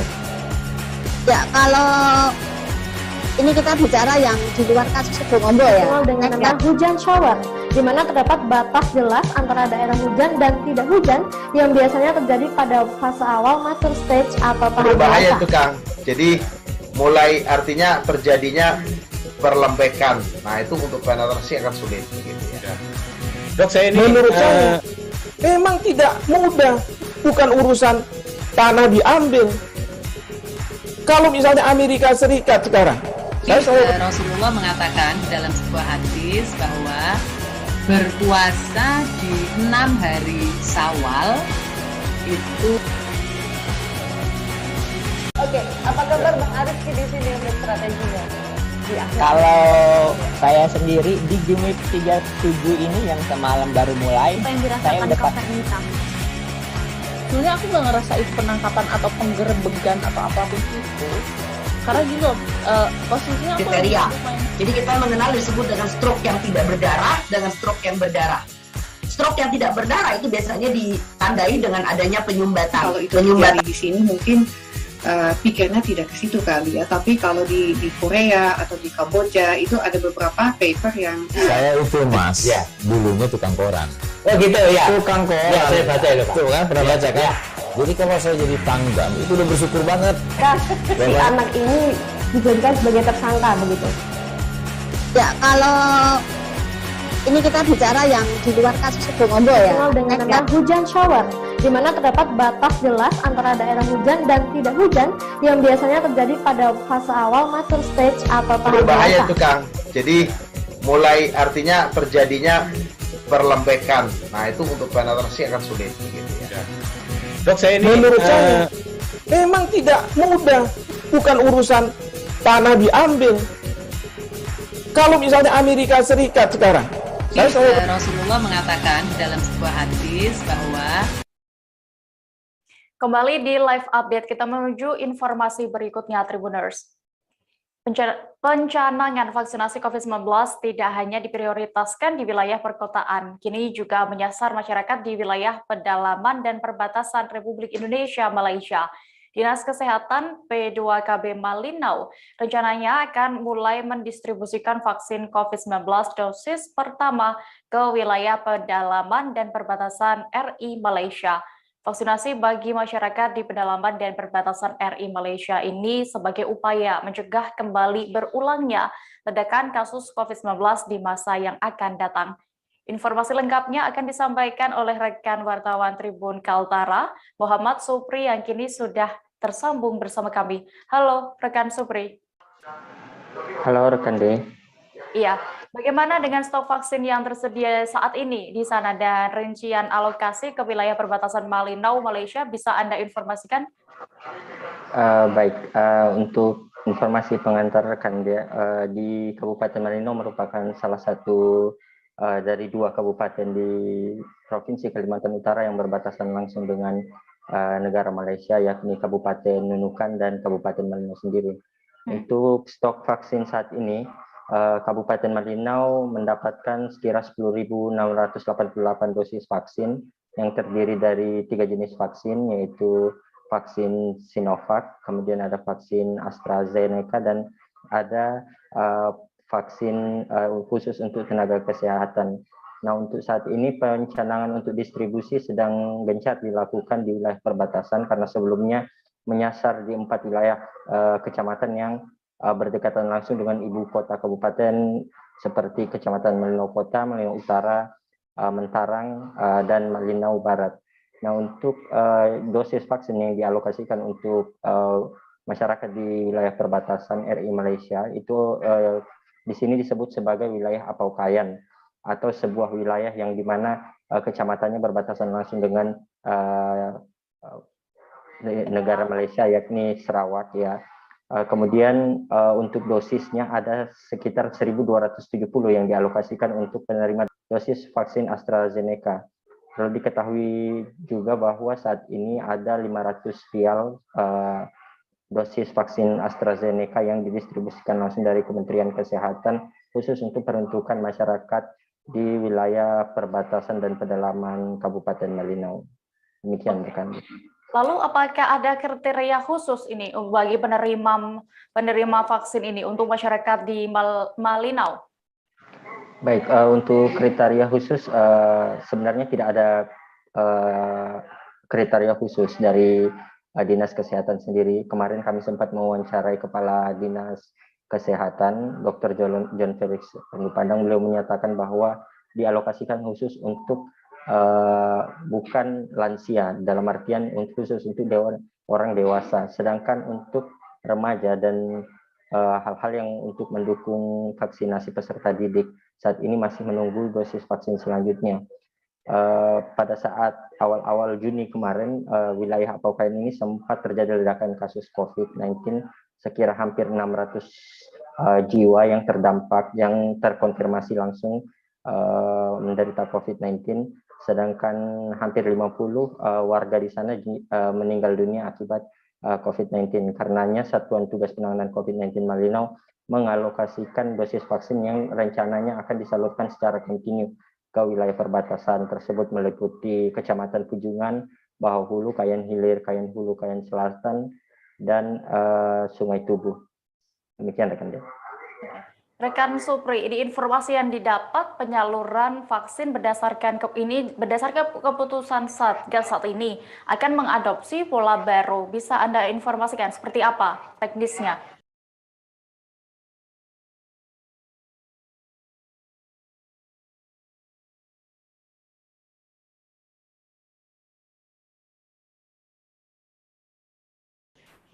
Baik, sebelumnya rekan dia, sebelum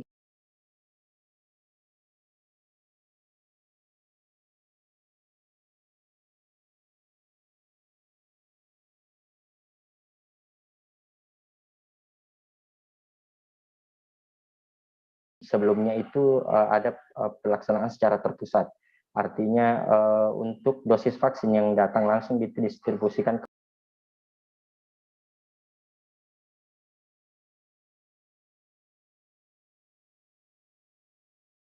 kepada masyarakat dengan diadakan sebuah program vaksinasi massal, contohnya di stadion yang beberapa hari lalu sempat dilaksanakan Stadion Utama Kabupaten Malinau. Karena sebelumnya ada permasalahan terkait dengan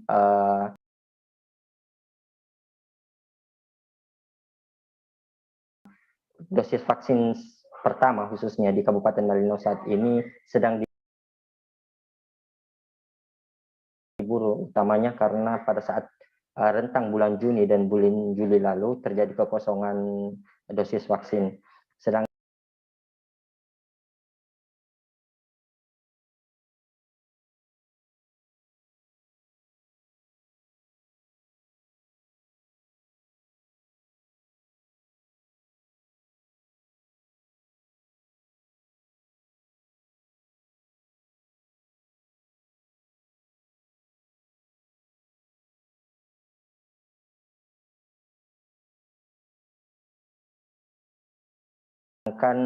melalui penerapan PPKM level 3 di Kabupaten Malinau mewajibkan pelaku perjalanan untuk mengantongi minimal bukti vaksinasi dosis pertama.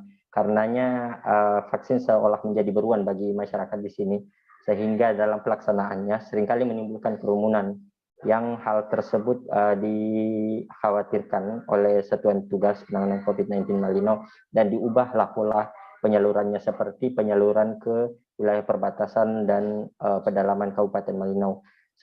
Jadi teknisnya nanti akan vaksin yang datang ke Dinas Kesehatan akan di-drop ke masing-masing kecamatan, kemudian kecamatan mengalokasikan berapa jumlah kebutuhan yang dibutuhkan dari masing-masing desa, dan kemudian dilaksanakan vaksinasi di masing-masing balai adat di desa-desa tersebut. Saat ini progres vaksinasi COVID-19 di Kabupaten Malinau dari jumlah sasaran 43.741 penerima telah mencapai sekira 20% untuk penyelesaian vaksinasinya, dan sekira 38% untuk vaksinasi dosis penerima yang menunggu dosis kedua. Jadi untuk saat ini dosis vaksin yang ada hampir 10.688 dosis dari 3 jenis tadi sedang didistribusikan ke 4 kecamatan terdekat di Kabupaten Malinau dan beberapa kecamatan di wilayah perbatasan RI Malaysia. Demikian rekan dia. Baik, di Bundes tadi rekan Supri sudah berhasil mendapatkan keterangan dari Kepala Dinas Kesehatan Pengendalian Penduduk dan Keluarga Berencana Kabupaten Malinau, Dr. John Felix Rundu Pandan. Berikut liputannya untuk Anda. Sampai jam 9 itu urut 1 sampai 30. Jam 9 sampai jam 10 urut 31 sampai 60. Jam 10 sampai jam 11 urut 61 sampai 90. Jam 11 sampai jam 12 itu 91 sampai 100. Jadi selesai 120 orang itu sampai pada siang hari, sehingga tenaga kita juga tidak perlahan, bisa berlangsung. Baik, karena mereka akan lanjut lagi besoknya. Jadi kita tidak mau geber akhirnya mereka kelelahan, sementara perjalanan kita ini masih panjang. Jadi itu skenario kenapa kita tentukan maksimal itu 120 per kali Pak, untuk penyalurannya nanti ke perbatasan itu Pak, apa berkesinambungan begitu? 1.270 itu untuk dosis pertama, apa langsung dijemput dosis kedua atau masih ada dosis pertama? Karena ini AstraZeneca, kebetulan untuk AstraZeneca itu jaraknya 3 bulan. Ya. Jadi 3 bulan ke depan, kalau sekarang akhir Agustus, September, Oktober, November, akhir November baru kita bisa vaksin kedua untuk AstraZeneca. Jadi nanti kita akan siapkan. Saya konsultasi dengan Direktur Kemenkes untuk menyimpan sebenarnya setengahnya tadi, tapi mereka sarankan dipakai aja karena ini waktunya masih panjang. Dapat aja 5.000 dosis. Nanti kita akan supply kembali dengan kebutuhan.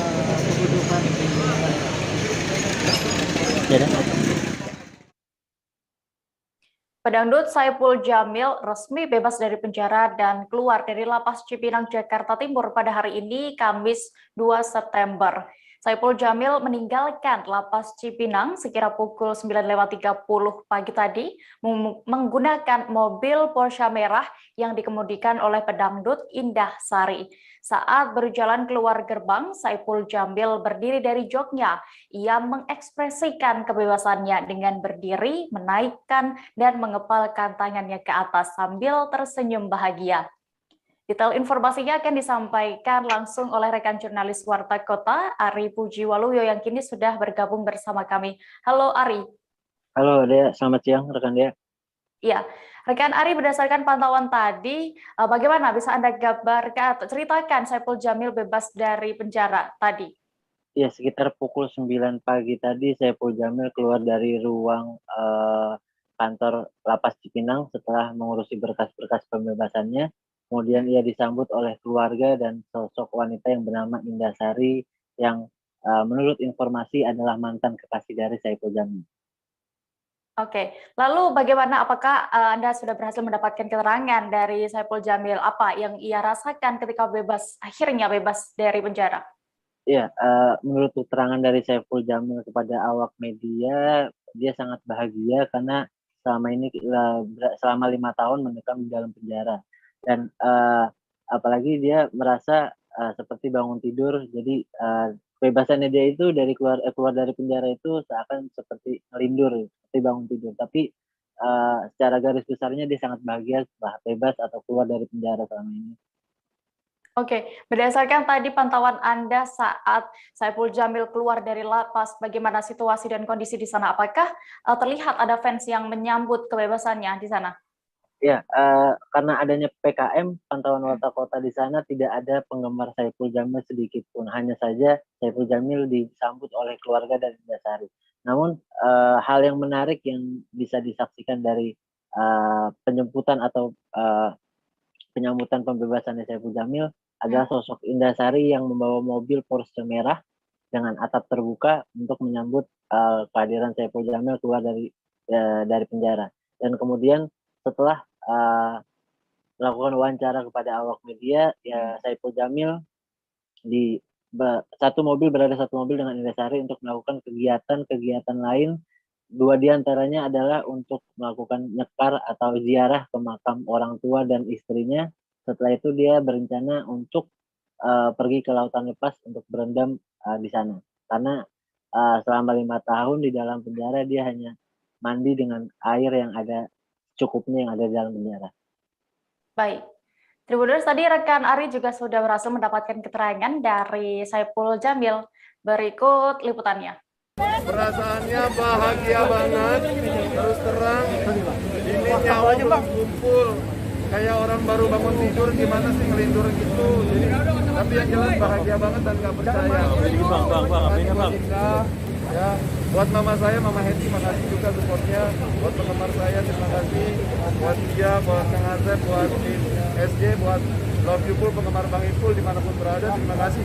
Terutama terima kasih buat teman-teman wartawan yang sudah mensupport saya sampai sekarang. Alhamdulillah. Sukses buat kalian. Bang Ipul, rencananya mau kemana Bang Ipul? Planning untuk keluar dari ini mau apa kegiatannya? Hari ini saya seperti niat saya, pertama mau ke makam orang tua, juga mau ke makam almarhumah istri. Setelah itu saya pengen mandi di laut, tapi lautnya di mana saya belum tahu, saya ikut aja gitu. Soalnya saya selama ini kan mandi di pakai penjara gitu ya. Bang Ipul, trauma nggak Bang? Bang, trauma nggak Bang? Katanya Bang Ipul mau launching album ketika akhirnya lagu itu. Bang, trauma nggak Bang? Gimana Bang Ipul? Nah, kalau lagu yang di dalam penjara itu karya Bunda Dorce. Makasih buat Bunda Dorce. Itu judulnya Manusia Biasa. Nah, ini untuk begitu saya bebas ada single terbaru saya judulnya Sanggupkah Kau Setia. Pokoknya yang jelas ini pengalaman hidup dan sejarah hidup ya. Jadi siapa sih yang pengen masuk penjara?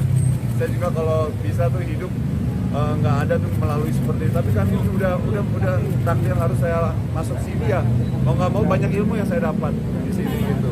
Jadi buat teman-teman hati-hati, berbijaklah. Pokoknya selalu waspada itu aja. Kita tidak tahu di mana ada musuh, kita nggak tahu. Bisa jadi teman yang kita anggap baik ternyata dia ada musuh kita. Tapi ya sudahlah.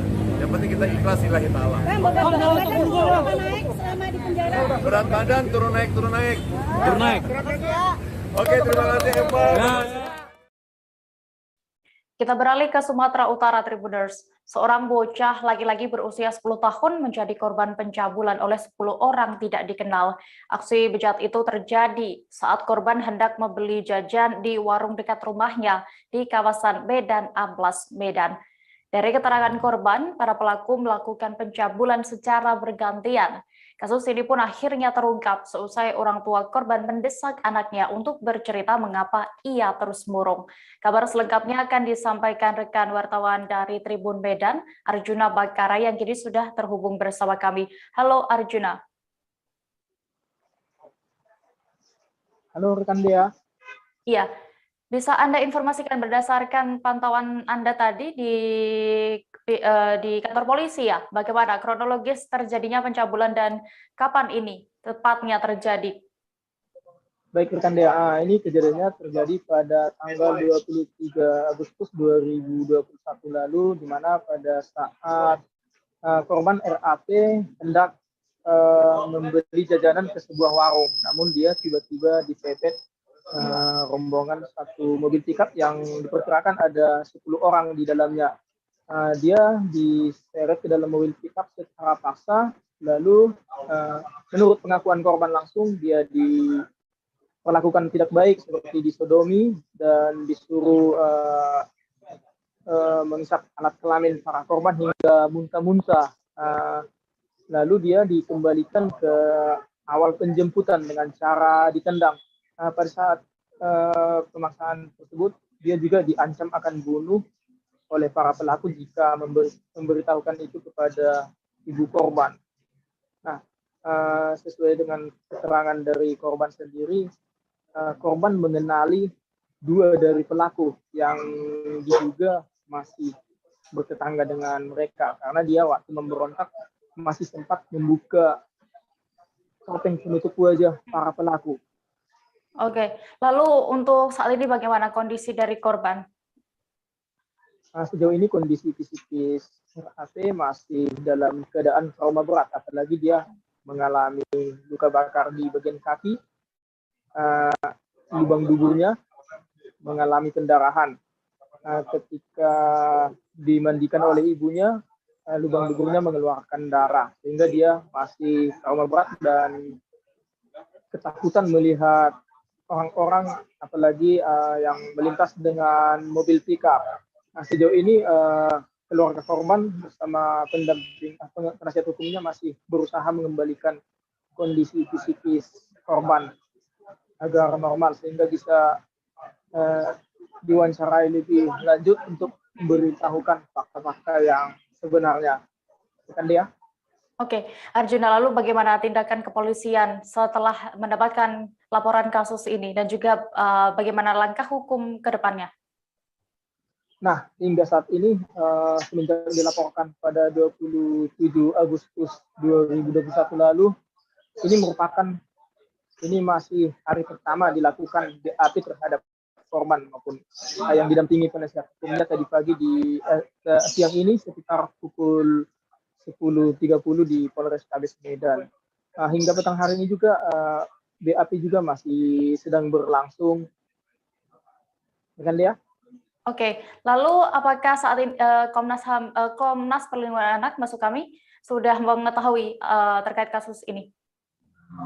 Berdasarkan berita yang beredar, Komnas PA, Ketua Komnas PA Aris Merdeka Sirait juga sudah mengatensi kasus ini. Dia berharap Kapolda melalui Polrestabes Medan melalui Kapolda Sumut bisa segera mengungkap kasus tersebut. Apalagi ini merupakan sudah lebih dari kekerasan terhadap anak, baik penculikan juga seperti itu. Oke, terima kasih tadi rekan Arjuna juga sudah mendapatkan keterangan dari penasihat hukum korban pencabulan ini, Irwan Syahnastion. Berikut liputannya. Korban diduga asusila dan sodomi ya, pencabulan ya. Nah, inisial korban itu R. Nah, kita datang ke Polres ini karena dipanggil oleh penyidik, TPA, dan sampai di dalam tadi kita ditambah mintain keterangan daripada persoalan yang dialami dari si korban di situ. Apa aja Bang kira-kira pertanyaan yang ditanya penyidik? Ya, kalau pertanyaannya yang pasti pertama apakah Anda dalam keadaan sehat, siap dimintai keterangan, tapi sampai sejauh ini pemeriksaan masih berlanjut dan kita kan belum tahu berapa jumlah pertanyaannya. Yang pastinya korban menjelaskan kepada penyidik apa yang dialaminya di situ. Apalagi korban kondisinya itu trauma, kita bilang kan. Menurut korban itu pelakunya diperkirakan sekitar 10 orang dan menggunakan topeng. Dan menurut korban juga salah satu pelakunya dia kenalin. Tapi itu kan masih didalami penyidik, apakah memang benar apa yang disampaikan korban. Tapi kita berharap penyidik dalam hal ini cepat mengungkap kasus ini, apalagi pelaku 10 orang menggunakan topeng dan perbuatan asusila atau cabul itu dilakukan di atas pickup yang tertutup. Ada kendala Bang? Ada langkah lainnya Bang? Mungkin koordinasi ke... Ya, kita juga sudah mengajukan, kemarin memang sudah divisum dan ini kita belum tahu hasilnya apa. Kita juga mengajukan visum psikis, bagaimana kondisi psikis dari korban. Ya, kita berharap dari hasil visum itu bisa jelas. Dan yang pastinya sampai sekarang si korban itu mengalami trauma Walaupun kuat ya namanya juga anak-anak kan, dicabulin atau disodomi sama 10 orang. Menurut informasi dari si korban pasti mengalami gangguan, apalagi menurut informasi dari ibunya, dubur dari si korban mengeluarkan darah. Ada kendala Pak? Nah, sampai sejauh ini kita masih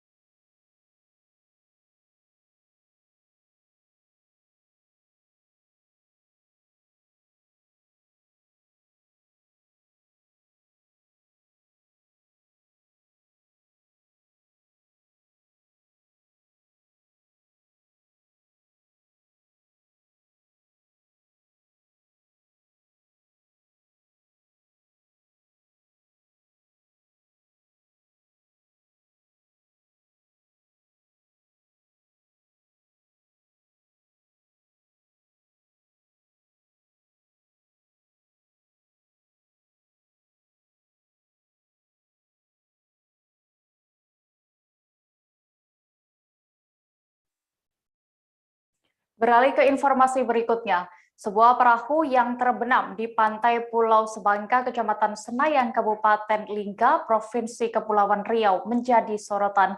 Penemuan perahu tua itu sebenarnya sudah sejak lama ditemukan oleh masyarakat setempat. Namun pihak Dinas Kebudayaan Kabupaten Lingga baru mendapatkan laporan resminya pada tahun ini. Atas laporan masyarakat tersebut pun Dinas Kebudayaan Lingga turun langsung untuk melihat dan melakukan survei terhadap temuan unik itu. Untuk mengetahui lebih detailnya, sudah bergabung bersama kami rekan jurnalis Tribun Batam, Febri Yuwanda yang akan menyampaikan laporan. Halo rekan Febri. Ya, halo rekan ya. Ya, bisa Anda ceritakan bagaimana proses penggalian perahu yang terbenam di pantai itu dan berapa lama waktu yang dibutuhkan warga yang menemukan untuk proses pemindahan? Baik, terima kasih Dea. Perlu saya sampaikan bahwa untuk proses ekskavasi atau penggalian perahu yang diduga cagar budaya itu sudah mulai 23 Agustus tadi ya, pada Senin tadi. Itu membutuhkan waktu yang cukup panjang ya untuk pemindahannya menuju ke Museum Lingam Cahaya Dai Lingga selama 4 hari. Jadi untuk proses ekskavasi tersebut itu ada tim dari Dinas Kebudayaan sendiri dan juga ada tim arkeolog dari Sumatera Utara bersama dengan Balai Pelestarian Cagar Budaya Batu Sangkar, Akademis Jambi dan juga masyarakat setempat ya yang saling bantu-bantu untuk melakukan penggalian ya atas temuan perahu yang juga aset cagar budaya tersebut. Jadi pada Senin tersebut pihak Dinas Kebudayaan ini turun langsung itu sekitar pagi itu, namun akibat air laut pasang yang terlalu cepat, jadi tim untuk memutuskan menunda penggalian tersebut dilanjutkan pada Selasa besok baru bisa diangkat dari pantai. Namun untuk pemindahan tersebut menuju ke Museum Lingga itu tepatnya pada Kamis ya, mulai sampainya pada Kamis malam sekitar pukul 8 karena pada Selasa dan Rabu itu ada penundaan ya dari segi transportasi laut. Begitu dia. Oke, terkait penemuan perahu ini ya, apa dugaan atau pendapat masyarakat setempat? Baik, kalau untuk dugaan atau masyarakat setempat itu banyak yang mengira-ngira ya dari cerita masyarakat ya turun-temurun dikait-kaitkan dengan peninggalan zaman kerajaan hingga ya Sultan Mahmud Yasa yang merupakan pahlawan nasional sendiri, yang itu di mana ada yang menduga-duga sebagai perahu yang digunakan untuk membawa logistik ya, ada yang mengira-ngira sebagai perahu yang digunakan tentara Sultan Lingga. Namun pihak Dinas Kebudayaan sendiri masih belum bisa memastikan ya terhadap kebenaran tersebut karena pihak arkeologi dari Sumatera Utara sendiri atau Medan sendiri masih melakukan penelitian lebih jauh ya terhadap penemuan perahu tersebut ya. Oke, lalu selain itu bagaimana tanggapan dari pemerintah daerah Lingga sendiri atas temuan ini?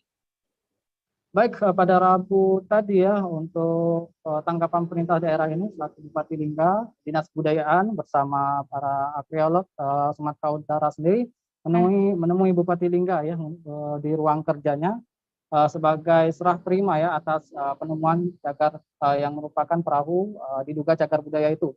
Jadi tanggapan dari Bupati Lingga sendiri sangat mendukung ya atas penemuan tersebut.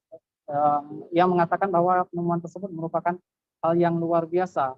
Jadi Bupati Lingga ini juga meyakini bahwa memang masih banyak ya aset cagar budaya yang masih tersimpan ya atau masih tersembunyi di wilayah Lingga ini. Ada yang di pantai, ada juga yang di dasar laut. Jadi para tim arkeolog ini juga akan melakukan penelitian lebih lanjut ya dari wilayah Lingga karena memang arkeolog dari Sumatera Utara ini memang ada penelitian di wilayah Lingga tepatnya pada 21 Agustus tadi ya hingga 15 September. Jadi memang itu penelitian tersebut mendapat dukungan yang penuh dari Bupati Lingga sendiri. Begitu deh. Baik, terima kasih rekan jurnalis Tribun Batam, Febri Wanda untuk laporannya. Selamat kembali bertugas. Kita menuju ke Jawa Timur. Pembangunan proyek gelanggang olahraga atau GOR Kanjuruhan dan Pasar Sumedang di Kepanjen Kabupaten Malang tersendat.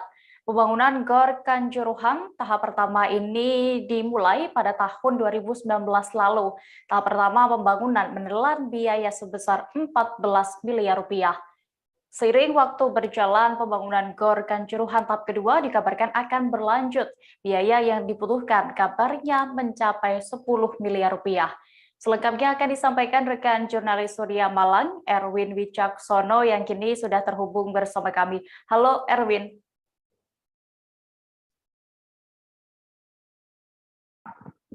Ya, halo, selamat siang, Dea. Oke, bagaimana dengan kondisi terkini pembangunan GOR dan Pasar Sumedang ini di Malang? Ya, baik. Terima kasih. Bisa saya jelaskan untuk kondisi. Pertama ya, di GOR Kanjuruhan sendiri, memang saat ini GOR Kanjuruhan memang belum bisa ditempatkan, bahkan kondisinya masih sangat belum layak untuk ditempati. Terlihat dari kondisi terkini, bangunan-bangunan tersebut masih pada tahap pembangunan. Namun ketika melihat jauh lebih dalam, kondisinya nampak seperti terbengkalai ya, karena sudah lama tidak dibangun seperti itu. Untuk di daerah GOR Pasar Sumedang sendiri memang secara keseluruhan pasar ini sudah berdiri ya dengan tegak. Namun untuk pengungsiannya masih belum tahu kapan akan diresmikan seperti itu. Nah, sehingga kondisinya terkini terkesan terbengkalai juga sama dengan kondisi di GOR Kanjuruhan. Seperti itu ya. Oke, lalu apa sebenarnya yang membuat laju pembangunan dua proyek fisik dalam hal ini GOR dan juga pasar tadi di Malang bisa tersendat, Erwin? Oke, untuk yang satu contoh di GOR Kanjuruhan sendiri memang tertunda karena adanya refocusing anggaran ya. Pemkab melakukan refocusing untuk melakukan penanganan lebih fokus kepada penanganan COVID-19, sehingga beberapa anggaran-anggaran yang menyasar dari proyek fisik itu juga ikut terpotong. Nah, imbasnya adalah pembangunan ini menjadi semu kapan akan segera rampung seperti itu. Untuk GOR sendiri memang awalnya ada anggaran 10 miliar ya untuk melanjutkan pembangunan tersebut. Namun informasi terbaru yang kami dapat, anggarannya menyusut menjadi 5 miliar dan hingga kini masih belum jelas kapan akan dilanjutkan kembali pembangunan GOR tersebut. Untuk yang di Pasar Sumedang sendiri, sebenarnya Pemkab menginformasikan bahwasannya itu hanya tinggal pembangunan di sisi pagar. Namun hingga kini juga realisasi ataupun pembukaan pasar yang berlokasi di Jalan Sumedang ini masih belum rampung atau masih belum kapan tahu akan dibuka seperti itu. Dan lagi-lagi refocusing anggaran menjadi alasan dua proyek fisik strategis di Kabupaten Malang tersebut tersendat dan belum tahu kapan realisasinya. Oke, baik. Tribuners, tadi rekan Erwin sudah berhasil mendapatkan keterangan dari Sekda Kabupaten Malang, Wahyu Hidayat. Berikut liputannya untuk Anda. Sumedang itu memang terhenti karena refocusing atau seperti apa? Kalau yang GOR ini memang ada beberapa kendala ya. Teknis jalannya salah satunya refocusing.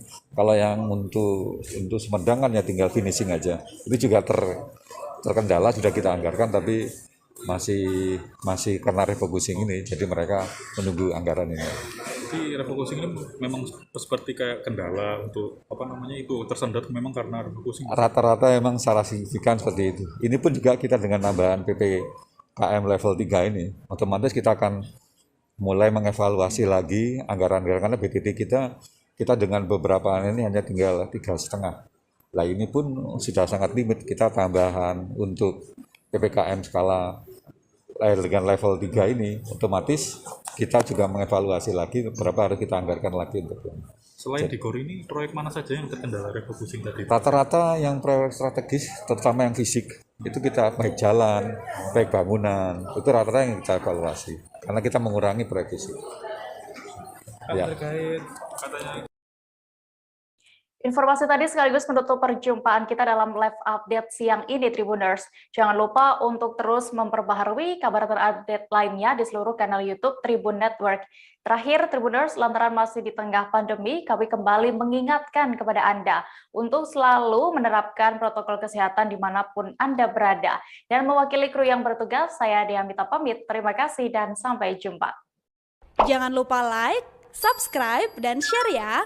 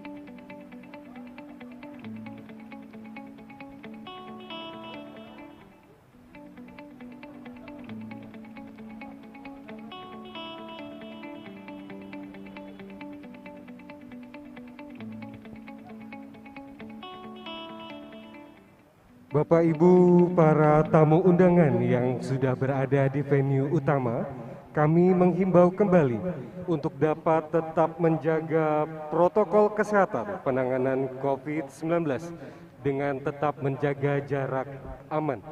Baik yang berada di venue utama ataupun yang berada di koridor belakang venue utama. Terima kasih.